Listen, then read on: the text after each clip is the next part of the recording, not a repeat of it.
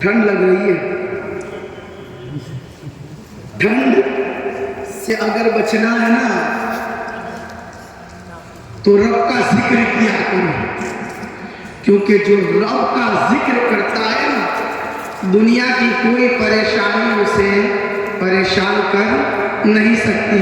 ایک مرتبہ باوا سے بلند اور درود پاک پڑھیے, اللہم صلی علی سیدنا مولانا محمد وعلی آل سیدنا مولانا محمد بارک وسلم صلاۃ والسلام علیک یا رسول اللہ صلی اللہ علیہ وسلم. اللہ رب العزت قرآن میں ارشاد فرماتا ہے, یا ایھا الذین آمنوا اتقوا اللہ, اے ایمان والو اللہ سے ڈرو, وکونوا مع الصادقین, اور سچوں کے ساتھ ہو جاؤ. سچے کون لوگ ہیں؟ وہی سچے ہیں جو اللہ والے, الذین انعم اللہ من النبیین والصدیقین والشہداء والصالحین. نبیین سچے ہیں وہ انعام یافتہ ہے, صدیقین سچے ہیں وہ انعام یافتہ ہے, صالحین سچے ہیں وہ انعام یافتہ ہے, شہداء سچے ہیں وہ انعام یافتہ ہے. تو اگر کامیاب ہونا ہے تو نبیوں کی اتباع کرنی پڑے گی, اگر کامیاب ہونا ہے تو صدیقین کی اتباع کرنی پڑے گی, اگر کامیاب ہونا ہے تو صالحین اور شہداء کی اتباع کرنی پڑے گی, اللہ والوں کی اتباع کرنی پڑے گی. کامیاب سچے یہی لوگ ہیں, اور ان میں ایک سچے جنہیں ہمارا حضور سیدی سرکار علیم شاہ داتا رحمت اللہ تعالیٰ علیہ کے نام سے یاد کرتے ہیں. آج ہمارا آپ نے یاد کیوں کر رہے ہیں؟ کیوں یاد کر رہے ہیں؟ لوگ ہزاروں کروڑوں دنیا سے جاتے ہیں, باپ اپنے بیٹے کو یا بیٹا اپنے باپ کو 1 2 سال 5 سال سے زیادہ مرنے کے بعد یاد نہیں کرتا. آپ جانتے ہیں حضرت حلیم شاہ کو دنیا سے جائے ہوئے کتنا وقت ہوا؟ 500 سال, 450 سے 500 سال کا عرصہ بیتا. سمجھیے, سگا باپ اپنے بیٹے, اگرچہ وہ نوجوان مرا ہوگا, یا بیٹا اپنے باپ سے چاہے کتنی محبت کرتا ہوگا, مگر 1 سال 2 سال 5 سال میں اسے فراموش کر دیتا ہے, بھول جاتا ہے. مگر ہم انہیں کیوں نہیں بھولتے؟ 450 سال کا عرصہ بیت گیا, مگر جب پہلی رجب آتی ہے اس سے پہلے ہی تیاری میں لگ جاتے ہیں. سنبھل شریف لے جانا ہے, انکلیشن رہتے ولایت میں 30-40 کلومیٹر دور تک رات کو بھری ٹھنڈ میں جاتے ہیں. کیوں بھائی؟ کبھی رات کو اپنے باپ کی مزار پر 5 سال کے بعد گیا؟ نہیں گیا. کیوں؟ انہیں کیوں یاد کرتے ہیں؟ کیونکہ انہوں نے اللہ کی محبت میں رات اور دن گزارے, اللہ کی عطا کے لیے, اللہ تبارک و تعالیٰ کی عبادت کے لیے اپنی زندگی کے سارے عیش و عشرت کو ختم کر دیا. انہوں نے اللہ تبارک و تعالیٰ کی پیروی کے لیے اپنی زندگی کا ہر وقت وقف کر دیا. صرف اور صرف ان کا ایک مقصد تھا کہ رب کی اطاعت کرنی ہے, رب کے بھیجے ہوئے دین اسلام کو گھر گھر تک پہنچانا ہے, لوگوں کو اسلام کی تبلیغ کرنی ہے, لوگوں کو اسلام کی باتیں پہنچانی ہے, باتیں لوگوں کو اسلام کی بتانی ہے. انہوں نے اپنی زندگی کو اسلام کے لیے صرف کیا, تو آج ہم انہیں یاد کر رہے ہیں. پتہ کیا چلا؟ انسان کا مقصد تو کیا ہے؟ عبادت ہے, جو اللہ کے حکم سے, اللہ تبارک و تعالیٰ کی عطا سے اس کی راہ میں وقت کو صرف کرتے ہیں, وقت کو بتاتے ہیں, وہ زمانے تک یاد رکھے جاتے ہیں. حضور غریب نواز رحمت اللہ تعالیٰ آج 800 900 یا 1000 سال بیت گئے, مگر آج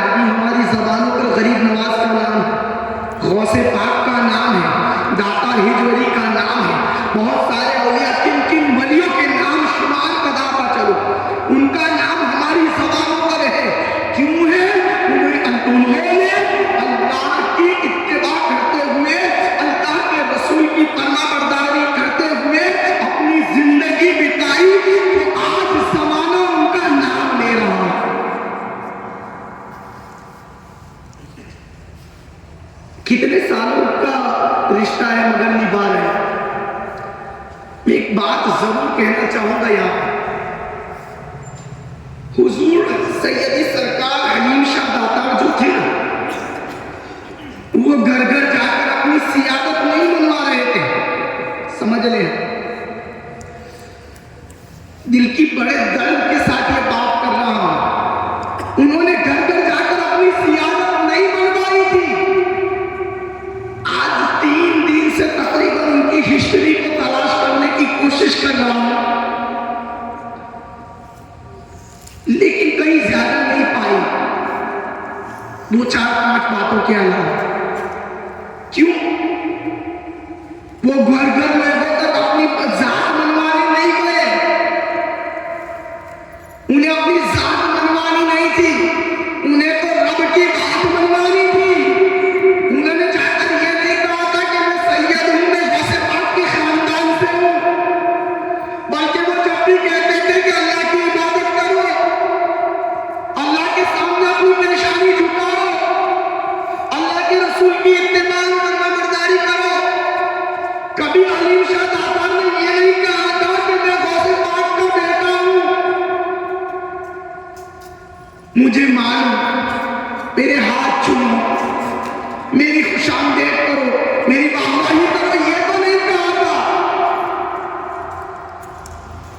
तो और वो चीजें याद रखना, 2 लोग कभी छुप नहीं सकते, 2 लोगों के हुनर कभी नहीं छुप सकते। एक इत्र फरोश, इत्र बेचने वाला कौन? एक इत्र फरोश और एक कोयला फरोश।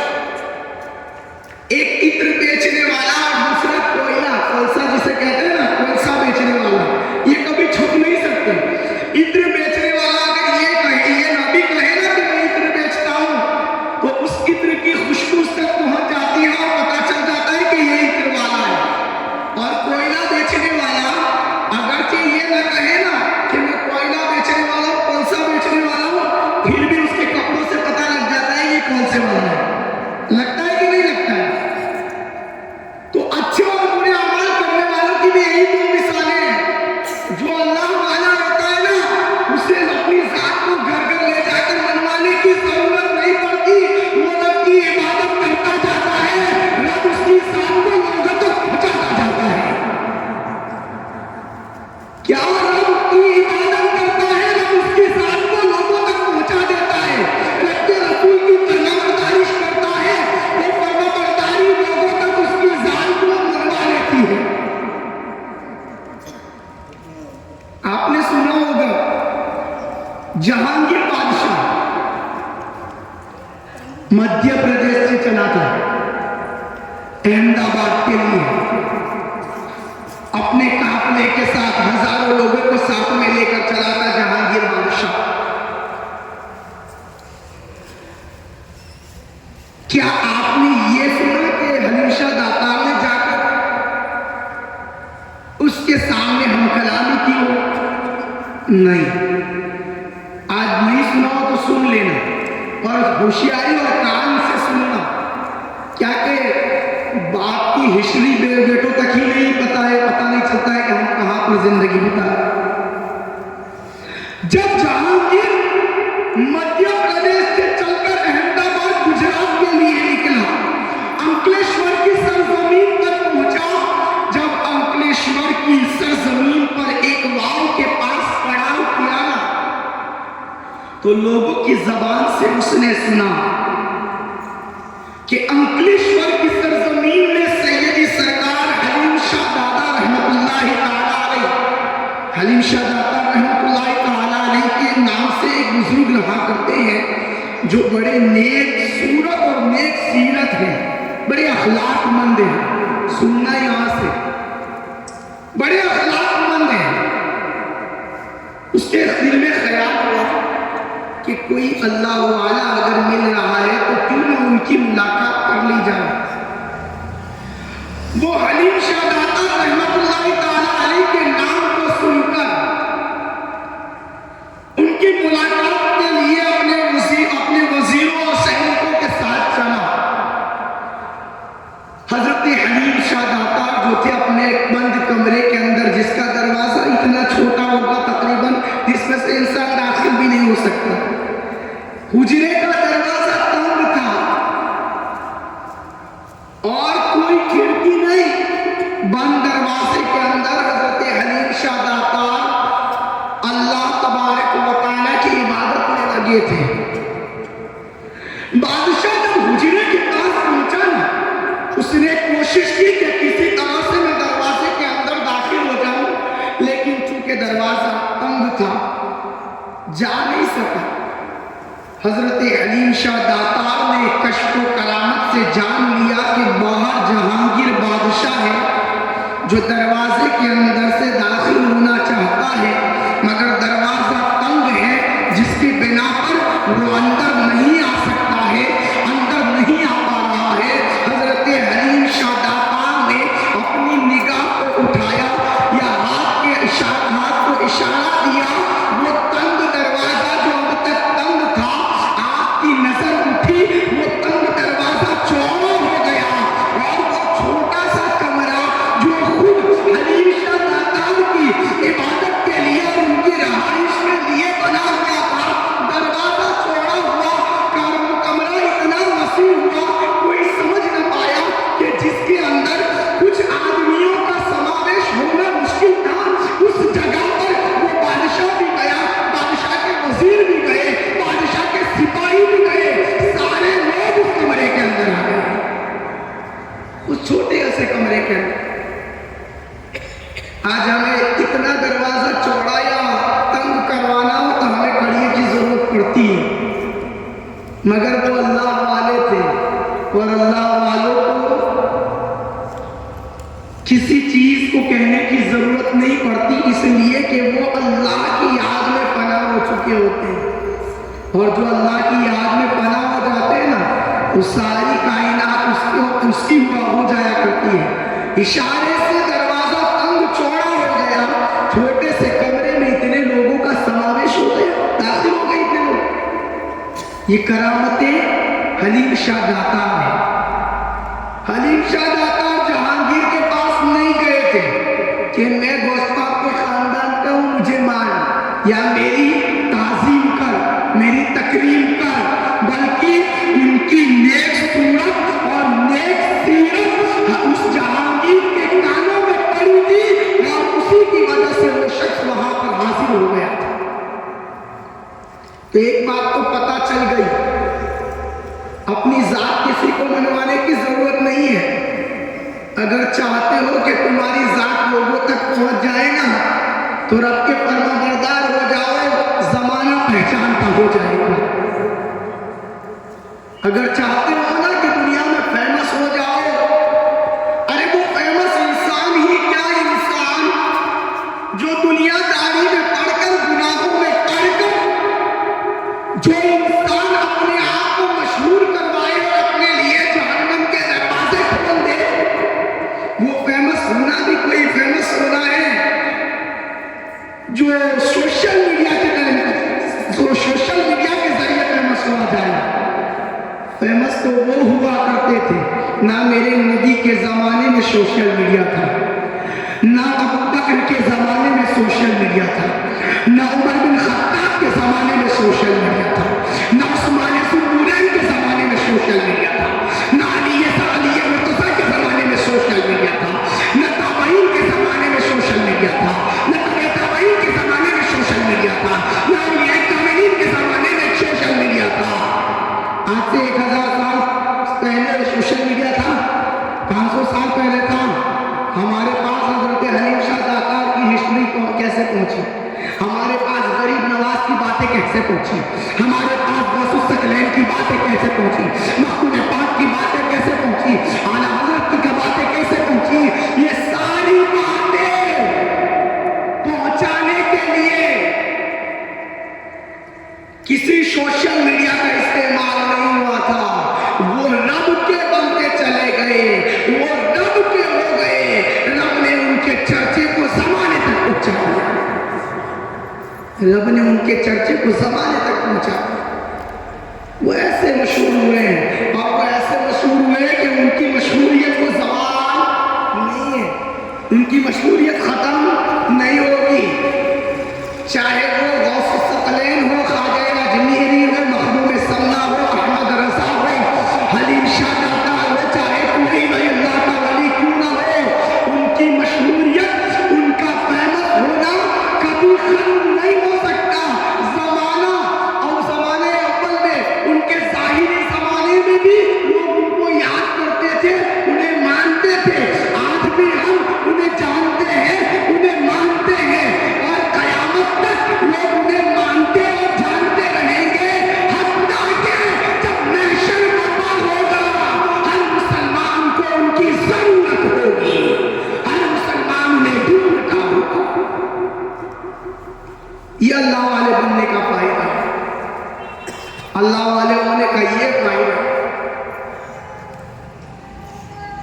دوسری بات، حضرت حلیم شاہ بھنڈاری رحمت اللہ تعالیٰ علیہ،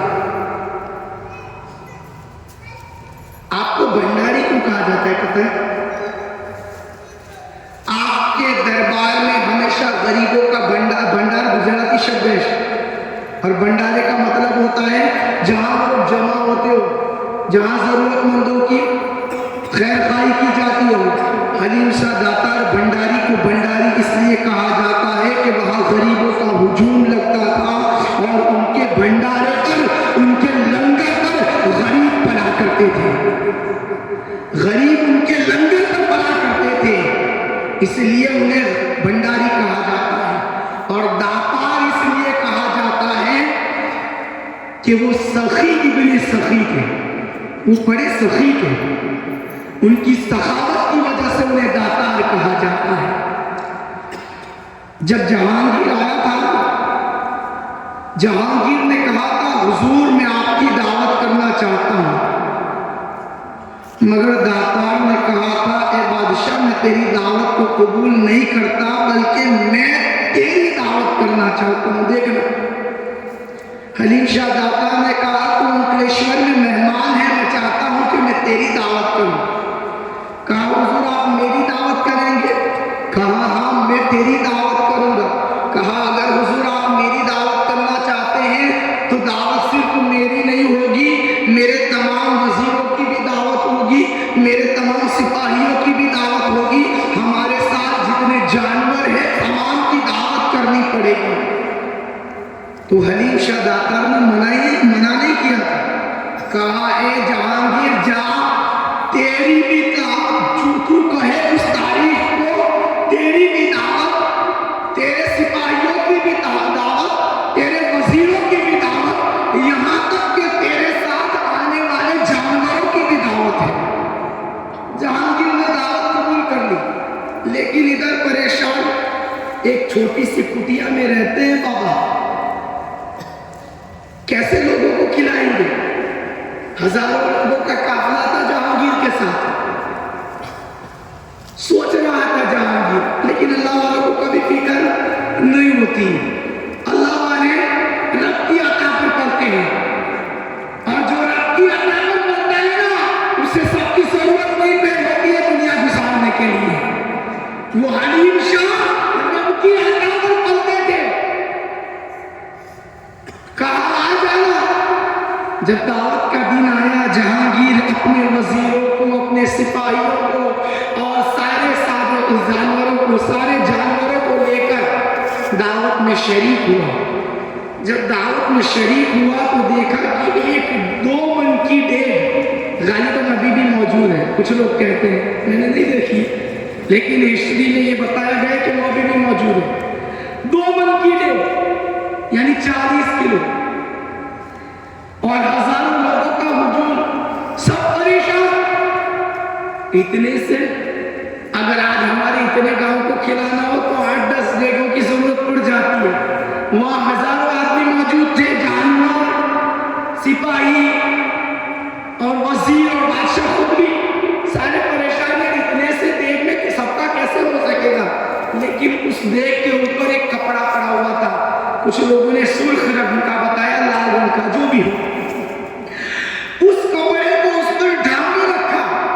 حضرت نے فرمایا اس کپڑے کو اس سے ہٹایا نہ جائے، ایک طرف سے نکالتے رہے، کپڑے کو ڈھانپے رکھا، کوئی جھانکنے نہ، کسی نے جھانکا نہیں، کھانا نکلتا رہا، بادشاہ نے کھایا، بادشاہ کے وزیروں نے کھایا، بادشاہ کے سارے سپاہیوں نے کھایا، جانوروں نے کھایا، یہاں تک کہ بتایا گیا کہ کچھ لوگوں نے تو 2 مرتبہ کھایا، مگر دیگ سے کھانا ختم ہونے کا نام نہیں لے رہا۔ نیند آ گئی ہے تو اپنے آبائی اسلاف کی بات کو سن کر بھی سبحان اللہ نہیں کہو گی؟ یہ میرے گھر کی تو بات نہیں ہے، صرف 2 من کی دیگ تھی، کھانے والے ہزاروں تھے، مگر بیان کیا گیا کہ سارے لوگوں نے کھا لیا، مگر پھر بھی دیگ کے اندر کھانا موجود تھا، دیگ میں کھانا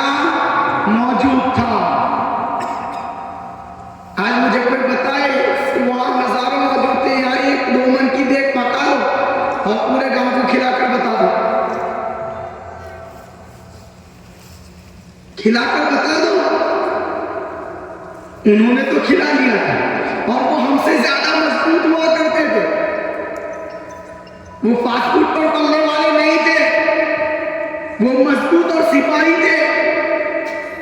ہم ان کمزوروں کو نہیں کھلا سکتے. انہوں نے ان سپاہیوں کو اور مضبوطوں کو کھلا لیا صرف 2 من کی دیگ میں.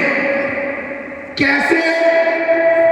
دیگ پکائی ان کی تھی مگر اس میں رحمت رب کی تھی, اس میں عطا رسول اعظم کی تھی, اور وہ رزق حلال تھا. بتائیں کیسے ممکن ہوگا؟ کوئی ممکن کر کے بتا سکتا ہے؟ نہیں بتا سکتا. کیوں؟ وہ اللہ والے تھے. سوال اگر کرو کہ انہوں نے ممکن کر کے بتایا تو سارے لوگ یہی کہیں گے وہ اللہ والے تھے. تو ہم کس کے والے ہیں؟ ہم کون سے ہیں؟ وہ اللہ والے تھے تو ہم کون سے ہیں؟ اکثر عوام کا یہی مسئلہ ہوتا ہے.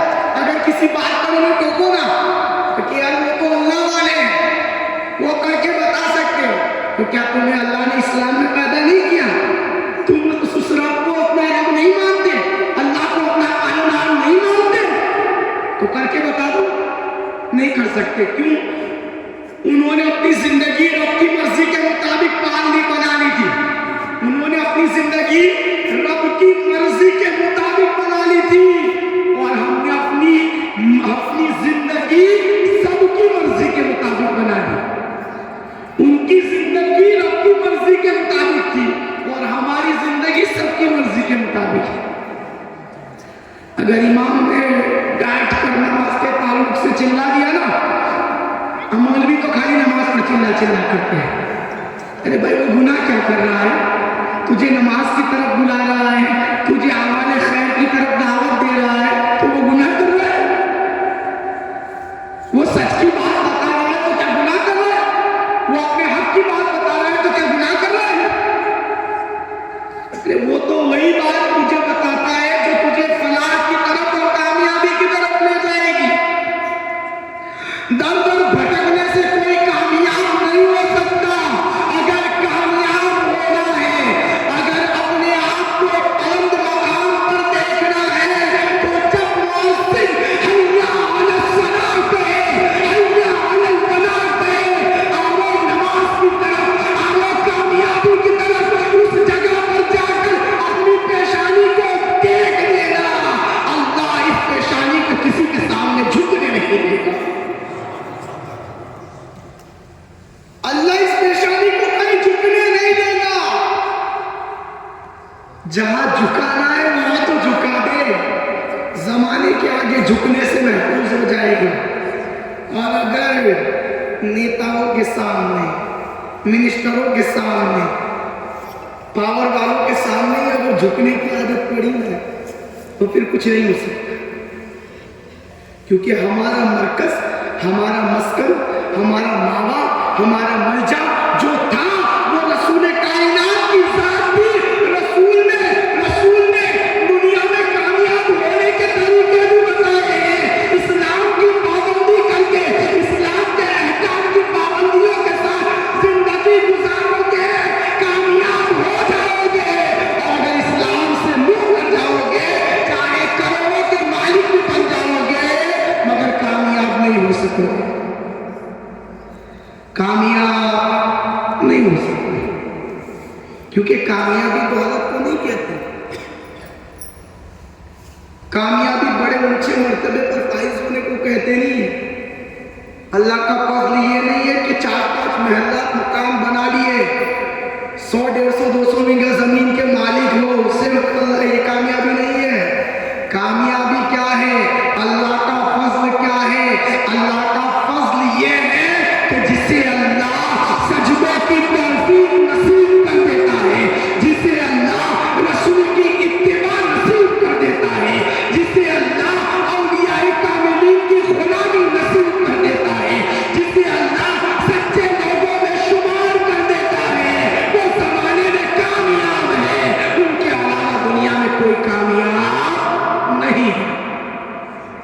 کوئی کامیاب نہیں، کیونکہ یہ 60 70 80 برس کی زندگی کبھی بھی ختم ہو سکتی ہے. ہو سکتا ہے یہیں پر بیٹھے یہیں سے اٹھ کے نہ جا پائے. پاسبل ہے نا؟ تو پھر غرور اور گھمنڈ اور یہ بے رخی کس بات کی ہے؟ ہونا تو یہ چاہیے تھا کہ یہ پندال یہ بچھونا چھوٹا پڑ جانا چاہیے. جس حساب سے گاؤں کی پبلک ہے، ہوں گے کئی جن کے کانوں میں وہ ہینڈ فون ہوں گے اور موبائلوں میں سانگ اور گندے نظارے ہوں گے. وہاں کی توفیق ہے لیکن نیک باتوں کی توفیق نہیں. یاد رکھنا آپ ہم جو یہاں آئے نا، ہم اپنی مرضی سے نہیں آئے، اپنی مرضی سے نہیں آئے، بلکہ کس کی مرضی سے؟ اللہ اور اس کے رسول کی مرضی سے ہے. یہ ذکر محبوب خدا ہے. اس محفل کا کیا کہنا، یہاں کا ذرہ ذرہ آج رشک مہرتاب ہے. اور یہ ذکر کی محفل ہے اور رب اور رب کے رسول اور رب کے پیاروں کی محفل ہے. تو اس پیاروں کی محفل میں وہی آتے ہیں جنہیں اللہ تعالیٰ بلاتا ہے، جنہیں اللہ بلاتا ہے. ورنہ پھر لوگ ارادہ بھی کر لینا پھر بھی نکل نہیں پاتے اگر اس رب کی مرضی نہ ہوتی. اس کا مطلب یہ نہیں ہے کہ جو گھر بیٹھے ہوئے یہ کہہ دے کہ بھائی ہماری اللہ کی مرضی نہیں تھی اس لیے نہیں آئے. تو کوشش تو کر لیتا، تو اٹھنے کی کوشش تو کر دیتا، مگر نہیں. ٹی وی سامنے ہے، موبائل سامنے ہے، گھر کی فحش باتیں اور دوستوں کی محفلیں، دوستوں کی فحش باتیں جو ہے وہ ساتھ میں ہے، وہ اچھی ہے، مگر اللہ اور اس کے رسول کی محفل اچھی نہیں ہے ان کے لیے جو نہیں آنا چاہتے. اور الحمدللہ جو آنا چاہتے ہیں وہ بھنڈاری ماننے والے تو یہاں موجود ہیں، وہ جو آنا چاہتے ہیں وہ حسینی تو یہاں موجود ہے، جو ماننے والے ہیں وہ صحابہ سے محبت کرنے والے تو یہاں موجود ہیں، جو ماننے والے ہیں وہ علی مرتضیٰ سے محبت کرنے والے وہ فاطمہ کے لال یہاں موجود ہیں. جنہیں فاطمہ سے محبت ہے، جنہیں علی سے محبت ہے، جنہیں علی شہزادہ سے محبت ہے اور جنہیں اللہ اور اللہ والوں سے محبت ہے، وہ ایسی محفلیں سے پسند کرتے ہیں. اور جنہیں نہیں ہے وہ دنیا کی محفل بھی پسند کرتے ہیں. ہم کسی پر روک تو نہیں لگا سکتے نا، ہم روک تو نہیں لگا سکتے. اپنی زندگی کے مالک ہیں، سمجھتے ہیں کہ ہم اپنی زندگی کے مالک ہیں. اچھا بھائی جب تک اللہ نے روح میں جان رکھی ہے مالک بن کے رہے. جب یہ روح جسم چھوڑ کر جائے گی نا پھر پتا چلے گا تو اپنی زندگی کا کتنا مالک تھا. باتیں بہت ساری ہیں دوستوں، اگر باتیں کرنے جائیں تو شاید رات گزر جائے بات ختم نہیں ہوگی. دین کی باتیں کبھی ختم نہیں ہوتی ہیں. یہ تھی مختصر سی تواریخ حضرت حلیم شاہ داتار کی. آپ سب حلیم شاہ کے ماننے والے ہیں؟ کون کون ہے؟ ماشاءاللہ حلیم شاہ کے ماننے والے ہیں نا. حلیم شاہ نے کبھی فجر قضا کی تھی؟ حلیم شاہ نے کبھی ظہر قضا کی تھی؟ حلیم شاہ نے کبھی عصر قضا کی تھی؟ کبھی مغرب، کبھی عشاء؟ نہیں. فجر کا وقت نہیں ہوتا تھا وہ عبادت کے لیے تیار ہوتے تھے. ظہر کا وقت نہیں ہوتا تھا وہ عبادت کے لیے تیار ہوتے تھے. عصر کا وقت تو ہوتا نہیں تھا وہ تیار ہوتے تھے. مغرب اور عشاء کا وقت نہیں ہوتا مگر وہ اس بات کے لیے نماز کے لیے تیار ہوتے تھے. تو حلیمی تیار ہے، حلیمی یعنی حلیم شاہ کے ماننے والے تیار ہے. تیار ہے کہ نہیں؟ نہیں تیار ہے. اللہ تعالیٰ نماز کی توفیق دے کیونکہ اس سے آگے کچھ نہیں ہے. کیونکہ قیامت کے دن سب سے پہلے پوچھ تاچھ کس چیز کی ہوگی؟ اول الپرشیس نماز ہوا. سب سے پہلی پوچھتاچھ وہ نماز کی ہوگی۔ آئیے اب ایک اور بات، یہ حلیم شاہ بھنڈاری رحمۃ اللہ تعالیٰ علیہ کی مختصر سی بات تھی۔ کل کے دن کے بعد آج 5واں چاند تو ہو گیا نا، کل چھٹی بھی تو ہے نا، ہم خواجہ والے بھی ہیں کہ نہیں؟ صرف 10 منٹ کا ذکر حضور خواجہ کی ہسٹری اور حضور خواجہ کی زندگی کو سماعت کر لیتے ہیں، اس کے بعد اپنی اس بات کو اختتام دے دیتے ہیں۔ آپ لوگ سوچ رہے ہوں گے کہ آپ زیادہ ہو رہے ہیں، یاد رکھنا یہ اصلاحی بیان جو ہر سوموار کو آدھے گھنٹے کا ہوتا ہے نا، وہ نہیں ہے، ٹھیک ہے؟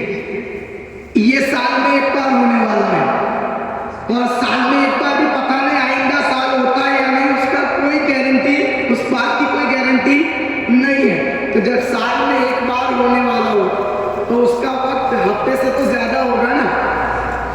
8 دن کے لیے آدھا گھنٹہ ہے تو جو سال میں ہونے والا ہے اس کے لیے تو کچھ تو زیادہ ہوگا نا۔ تو کچھ دیر رب کی رحمتوں کی بارش میں اور بیٹھ لیجیے، کیونکہ ایسی محفلوں میں اللہ اور اس کے رسول کی رحمتوں کا نزول ہوتا ہے۔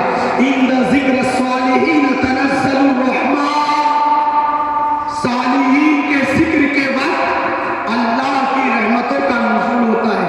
اور ہم جن کا ذکر کرنے والے ہیں وہ صالحین ہیں یا نہیں؟ حلیم شاہ داتا صالحین میں تھے یا نہیں؟ حضور خواجہ صالحین میں تھے یا نہیں؟ غوث پاک صالحین میں سے تھے یا نہیں؟ یہ سارے صالحین میں سے ہیں، اور ہم ان صالحین کا ذکر کرنے بیٹھے ہیں تو ہمارا یقین ہے، ہمارا ایمان ہے کہ اس محفل میں رب کی رحمتیں چھما-چھم برس رہی ہوگی، کیونکہ رب کے ذکر کے وقت ان کا ذکر صالحین اور صالحین کے ذکر کے وقت رب کی رحمتوں کا نزول ہوا کرتا ہے۔ حلیم شاہ داتا۔ اب آئیے حضور خواجہ، کیونکہ آج انہی کے صدقے میں ہندوستان میں مسلمان ہیں، لیکن اس سے پہلے بتا چکا ہوں دنیا کا سب سے پہلا انسان مومن تھے، حضرت آدم تھے، اور آدم اللہ کے نبی تھے۔ کون تھے؟ نبی تھے، اللہ کے نبی تھے۔ جب دنیا اللہ نے بنائی نا تو جنت سے سب سے پہلے نکالے جانے والے جو لفظشیں پیغمبرانہ، ان کی کوئی غلطی نہیں کہہ سکتے، یہ اللہ تعالیٰ کی طرف سے تھا، اور جو بھی ہوا اس کے بعد اللہ کو دنیا بھی تو بنانی تھی۔ سب سے پہلے جنت سے نکلنے والے، جنت سے زمین کی طرف تشریف لانے والے انسان کا نام کون؟ کیا؟ حضرت آدم علیہ نبینا علیہ الصلوۃ والتسلیم۔ اور وہ آئے کہاں تھے؟ پہلے 5 ملکوں سے مل کر ہندوستان تھا، اس وقت تو ہندوستان پاکستان تھا نہیں، ساری زمین ایک تھی، اور زمین جس جگہ پر جو چیز کسی کی مالکی میں نہ ہو، جو رب کی ہو، اس جگہ پر سب سے پہلے جو انسان بس جائے وہ کس کی مالکی میں ہوتا ہے؟ سب سے پہلے آنے والے شخص تھے نا، تو آنے والے کون تھے؟ آدم تھے۔ لیکن ہم تک دین پہنچانے والے حضرت خواجہ معین الدین چشتی، حضرت خواجہ معین الدین چشتی جو تھے نا، آپ لوگوں کا بڑا خیال کرنے والے تھے، لوگوں پر اپنی رحمتیں بچھانے والے تھے، اپنی رحمتیں عطا کرنے والے تھے۔ میرے خواجہ نے کبھی کسی مذہب کو اچھا یا برا نہیں کہا، ہاں حق گوئی کہنے والے تھے۔ اشہد ان لا الہ الا اللہ واشہد ان محمد عبدہ ورسولہ کا کلمہ پڑھنے والے تھے، مگر میرے خواجہ نے تکلیف کسی کو نہیں دی تھی۔ اپنا آیا تو اسے بھی فیضیاب کر دیا، بیگانہ آیا تو اسے بھی فیضیاب کر دیا۔ اور آج بھی میرے خواجہ کا بیان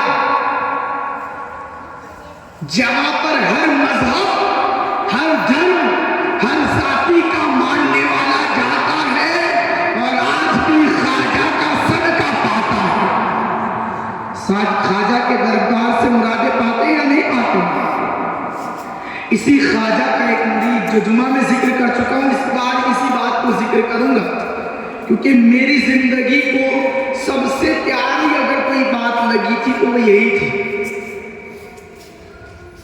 حضور خواجہ معین الدین چشتی کا ماننے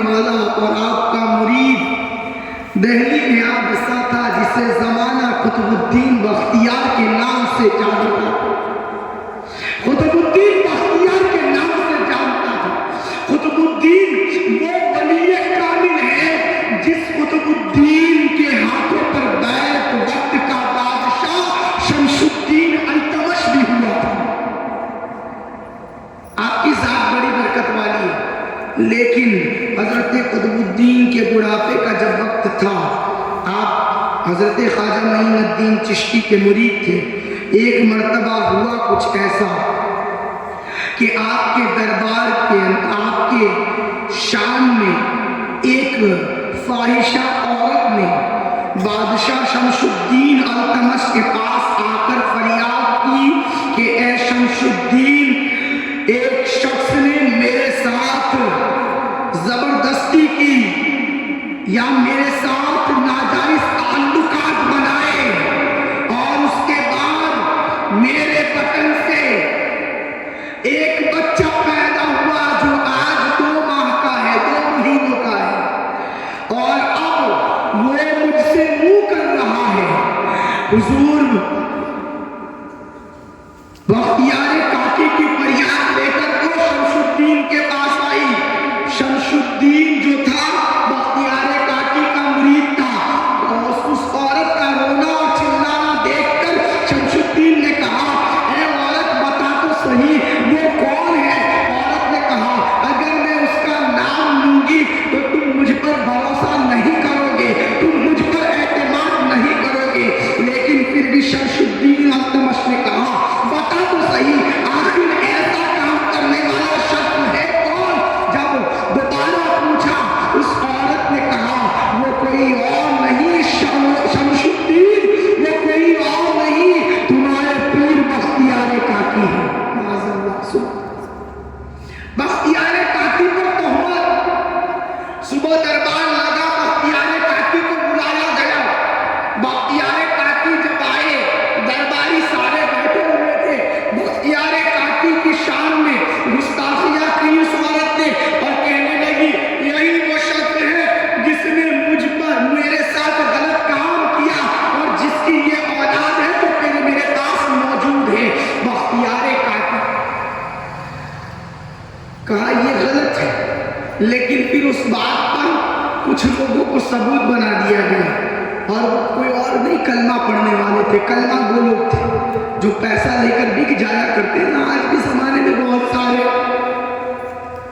थोड़े से पैसों के खातिर अपने ईमान का सौदा कर देते, सच के राह को छोड़ देते। उस दौर में भी वो लोग मौजूद थे। इस औरत ने जब दावा किया, कहा हमारे पास कोई सबूत भी है, तो वो 3-4 जो थे खरीदे गए हुए सबूत, उनको खड़ा किया, ये सबूत है, ये सबूत है। बख्तियार काकी से हमने उनको खड़ा किया कि ये सबूत है, और इन्हें पूछिए, जब बख्तियार काकी तहज्जुद पढ़ने के लिए जाया करते थे तो वो तहज्जुद नहीं मेरे कमरे में आ जाया करते थे। माजूर, वो कलमा को देख चुके थे। शमशुद्दीन ने लाल नजर करके पूछा कि क्या ये सच है। वो डरते डरते कहने लगे, हाँ ये बात सच है, हाँ ये बात सच है। अब बख्तियार काकी ने देखा कि ये गवाह भी है, कुछ भी नहीं बोले। कहा, बादशाह से कहा, ऐ शमशुद्दीन, ये लोग सबूत भी बने बैठे हैं, अब तेरा क्या फैसला है। कहा, हुजूर आप जो कहे वो। कहा, बात ये है कि मुझे आज की रात की मोहल्लत दे दे, आज रात की मोहल्लत दे दे। कहा, हुजूर आपकी मर्जी। दरबार बर्खास्त हुआ, दरबार के लोग घर की तरफ चलने लगे। जब दरबार से बाहर निकले तो आपका जो खादिम था, जो सवारी लेकर आपके सामने चला करता था, आपके साथ में कहा, हुजूर सवारी मौजूद है, सवारी पर तशरीफ करना हो जाए। कहा, ए मेरे खादिम, आज ये तेरा पीर अपनी सवारी पर सवार नहीं होगा, इसलिए कि आज तेरा पीर कुतुबुद्दीन देखना चाहता है कि जो दिल्ली आज तक झुक झुक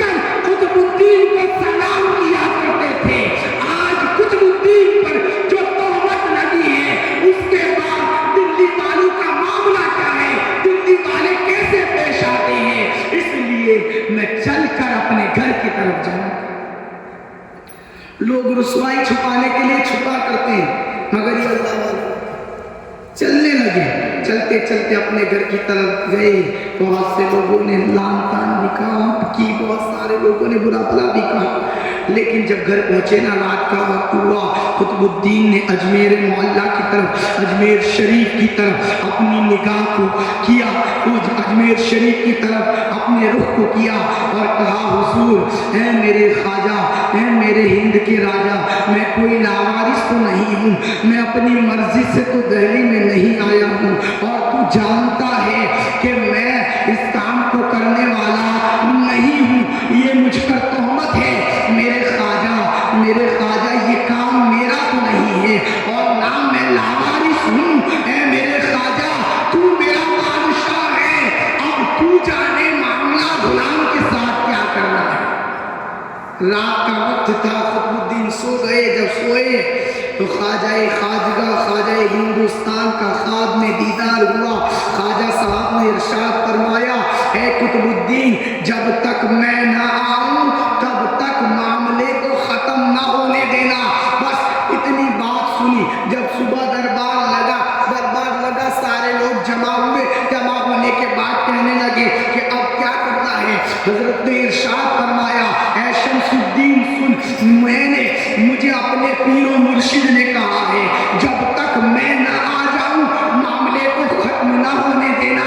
इसलिए ऐ शमसुद्दीन, मेरी तुझसे गुजारिश है कि 3 दिन और 3 रातों का तकरीबन उस वक्त अजमेर से लेकर दिल्ली तक का सफर, या उससे कुछ ज्यादा और कम था, जो भी हो, अलगर्ज मेरी ये तमन्ना है कि जब तक मेरा पीर ना आ जाए कोई फैसला न सुनाया जाए, कोई फैसला न लिया जाए।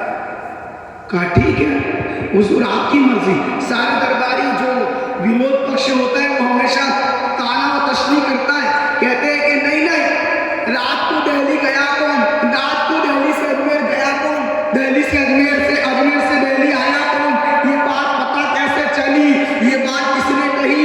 बल्कि कुतुबुद्दीन दिल्ली छोड़कर भाग जाने के इरादे में है, इसलिए मोहल्लत मांग रहे हैं।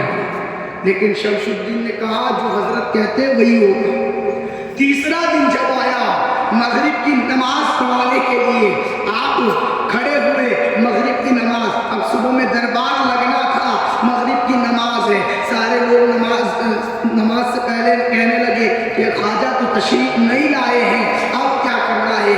मालूम होता है कि कुतुबुद्दीन झूठ बोल रहे हैं, लेकिन जैसे ही मगरिब की नमाज शुरू हुई, मगरिब की नमाज 3 रकात खत्म हुई, ख्वाजा कुतुबुद्दीन ने सलाम फेरा तो क्या देखते हैं कि ख्वाजा तशरीफ ला चुके हैं, 1 रकात पढ़ चुके हैं जमात के साथ, 2 रकातें पढ़ने के लिए खड़े मौजूद हैं।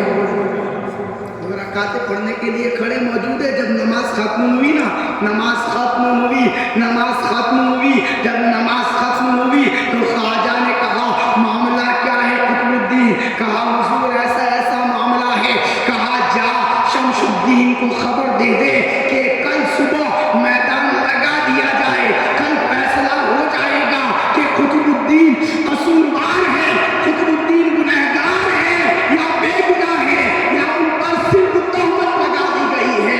चुनांचे कुतुबुद्दीन ने ये संदेशा भेज दिया कि बादशाह शमसुद्दीन, कल सुबह मैदान लगा दिया जाए, क्योंकि मेरा पीर तशरीफ ला चुका है।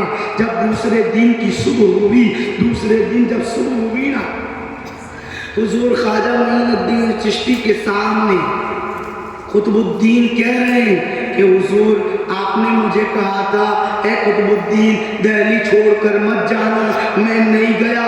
आपने मुझे कहा था, ऐ कुतुबुद्दीन वहाँ दीन की इशाअत करना, वहाँ दीन की तबलीग करना, या ऐ मेरे पीरो मुर्शिद, मैंने ऐसा ही कहा।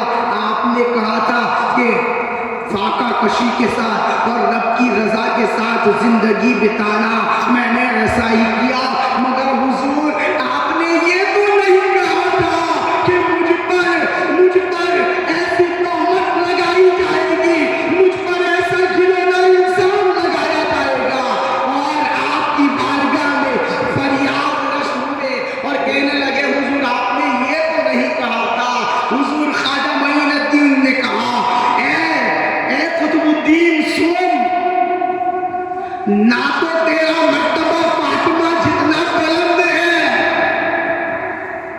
نہ تیرا مقام یوسف جتنا اعلیٰ ہے. یوسف اللہ کے نبی تھے پھر بھی ان پر تہمت لگی تھی. فاطمہ نبی کی بیٹی تھی پھر بھی ان پر تہمت لگی تھی. اے قطب الدین تجھ پر تہمت لگ گئی تو کون سی بڑی بات ہے؟ اس میں گلہ اور شکوہ کرنے والی کون سی بات ہے؟ اور پھر آپ نے کاندھوں کو پکڑا کہا قطب الدین چلو. اب میدان کی طرف آئے جس میدان میں سارے لوگ جمع تھے, بہت سارے لوگ جمع تھے, کیونکہ لوگوں کو کسی کا تماشا بن رہا ہو تب بڑا مزہ آتا ہے. کسی کی عزت نکل رہی ہو نا, اس بات کے تماشے کو دیکھنے میں بڑا مزہ آتا ہے. تمہیں لوگوں کے تماشے بنانے کے لیے تو پیدا نہیں کیا گیا تھا.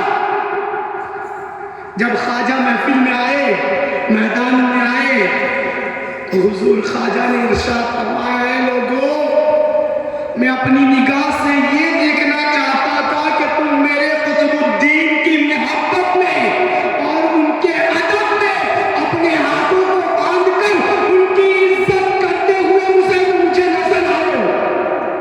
مگر میں کیا دیکھ رہا ہوں کہ تم تو قطب الدین پر لگے ہوئے لگی ہوئی تہمت پر تماشائی بن کر کھڑے ہو. خواجہ قطب الدین اور خواجہ معین الدین تشریف لائے. میرے خواجہ نے کہا گواہ کون ہے؟ گواہ کون ہے؟ کہا یہ لوگ گواہ ہیں. سارے لوگ گواہ کھڑے ہوئے.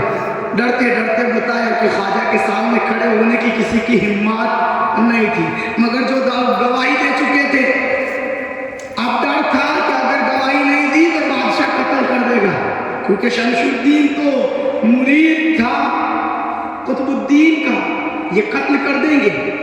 کیا کیا؟ حضور خواجہ نے کہا رک جاؤ. کچھ دوری پر گئے, مصلی بچھایا, نماز ادا کی, اپنے سر کو سجدے میں رکھا اور سجدے میں رکھ کر اپنے رب سے دعائیں کی. جب رب سے دعائیں کی, دعا کرنے کے بعد اپنے نگاہ کو آسمان کی طرف اٹھایا اور کہنے لگے اے میرے مولا, اے میرے مولا, یوسف کے لیے جب بچہ گواہی دے سکتا ہے, اے میرے مولا جب عیسیٰ کے لیے اس حضرت عیسیٰ جب عیسیٰ ماں کی گود مریم میں اپنی ماں کے پاک ہونے کی گواہی دے سکتا ہے, اے میرے مولا تیرے محبوب کا فرمان ہے میری امت کے اولیاء, میری امت کے علماء بنی اسرائیل کے انبیاء کی طرح ہے. مولا جب یوسف کے لیے بچہ گواہ بنا تھا, جب عیسیٰ اپنی ماں مریم کی پاکی بیان کرنے کے لیے گواہ بنے تھے, میرے مولا یہ 2 مہینے کا جو بچہ ہے یہ بچہ میرے قطب الدین کے لیے گواہی دینا چاہیے. 2 مہینے کا بچہ بولتا ہے کبھی, مگر زبان کس کی تھی؟ خواجہ کی تھی. اور جب اللہ والے ہو جاتے ہیں نا تو پھر زبان ان کی ہوتی ہے, فرمان خدا کا ہوا کرتا. خواجہ تشریف لائے اس عورت کے پاس اور کہنے لگے تو کہتی ہے کہ یہ بات سچ ہے؟ اس نے کہا یہ بات سچ ہے. آپ دیکھتے نہیں ہو گواہ بھی موجود ہے.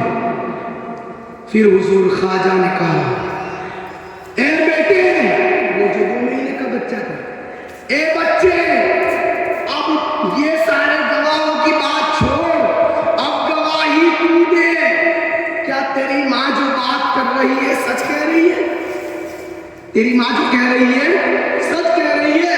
تو وہ 2 ماہ کا بچہ اپنی ماں کی گود میں بیٹھ گیا. اپنی ماں کی گود میں وہ 2 مہینے کا بچہ بیٹھ گیا اور بیٹھنے کے بعد کہا السلام علیکم یا ولی اللہ, اے اللہ کے ولی تم پر سلامتی ہو. میری ماں جو بات کہہ رہی ہے, جو قطب الدین پر تہمت لگا رہی ہے, یہ قطب الدین پر جھوٹا الزام باندھ رہی ہے, حقیقت تو یہ ہے کہ میرا باپ قطب الدین نہیں, فلاں قبیلے کا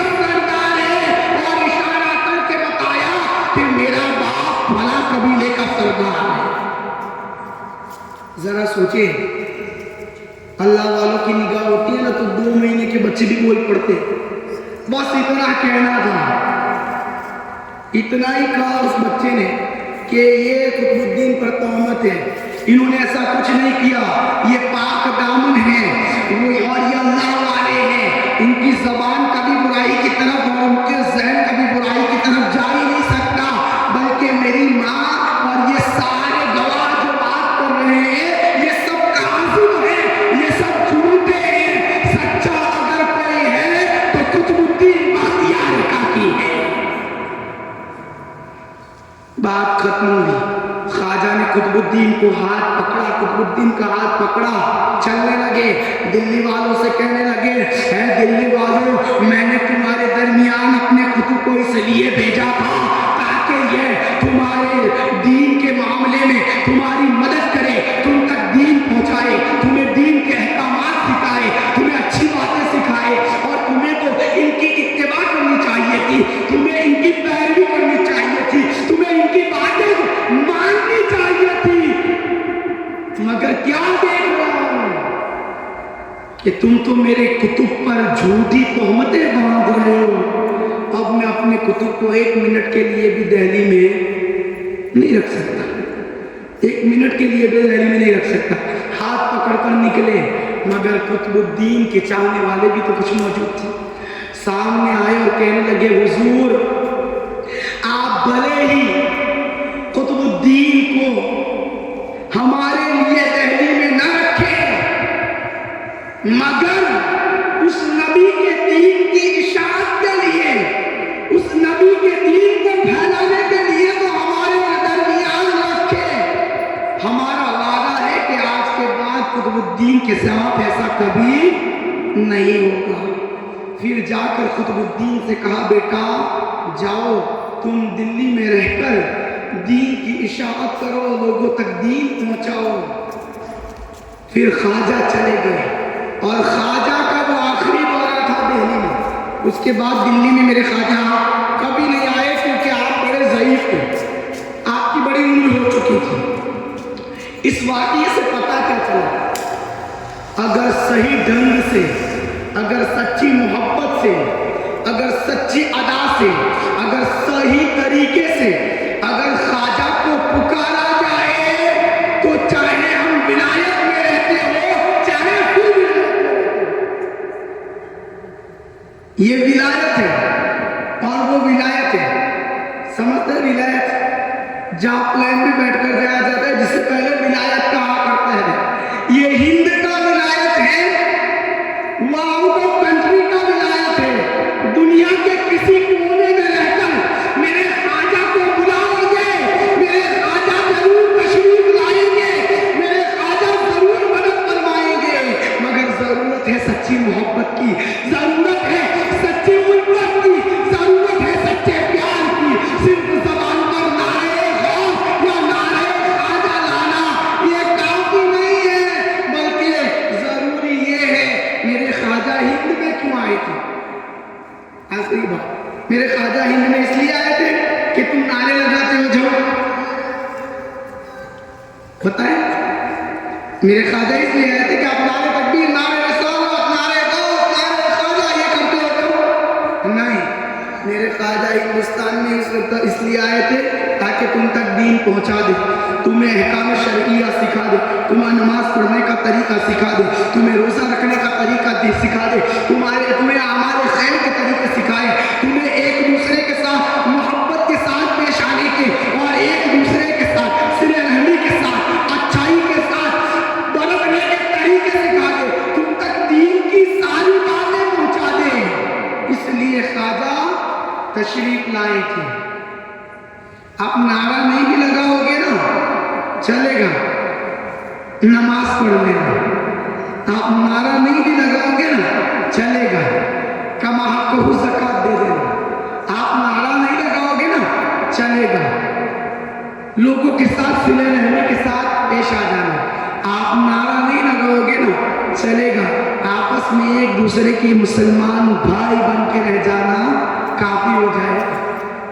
کیونکہ ہم میرے خواجہ ہندوستان میں محبت پھیلانے آئے تھے، بغض پھیلانے نہیں آئے تھے، دشمنی کے لیے نہیں آئے تھے۔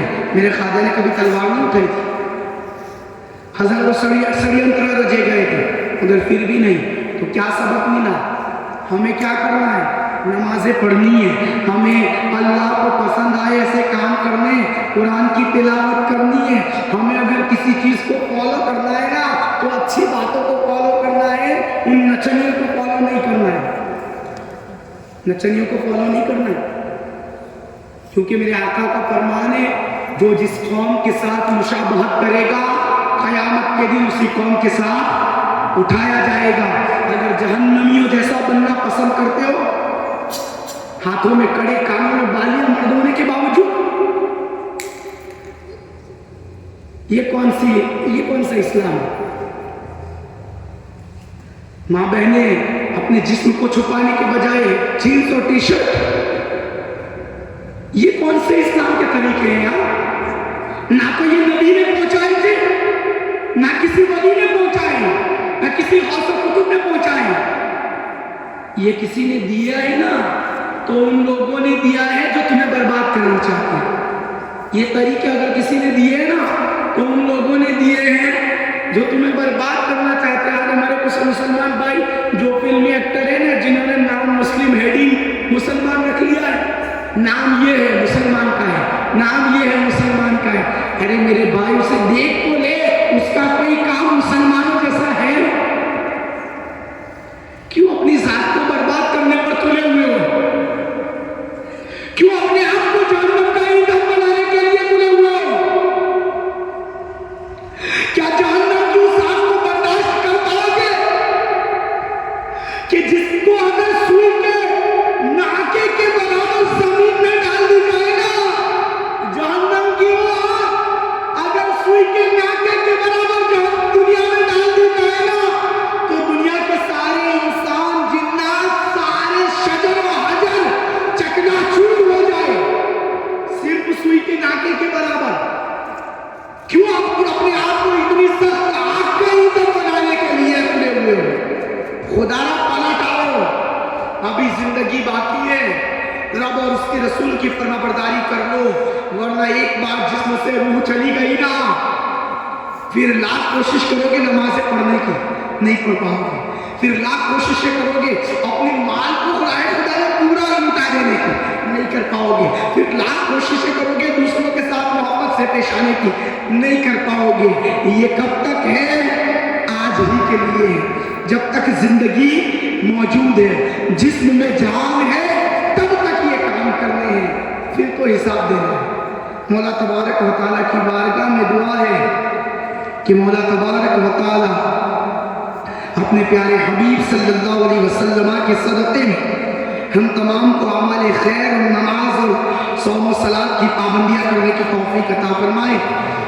مولا دوران گفتگو کئی خطا ہوئی ہو اسے اپنے فضل و کرم سے معاف عطا فرمائے، اور مولا تبارک و تعالی ہمیں تمام دین کی باتوں پر عمل پیرا ہونے کی، تمام باتوں پر عمل پیرا ہونے کی توفیق عطا فرمائے۔ وما علینا الا البلاغ، استغفر اللہ ربی من کل ذنب واتوب الیہ۔ السلام علیکم ورحمۃ اللہ وبرکاتہ۔ صلاۃ والسلام کے لیے کھڑے ہو جائیں۔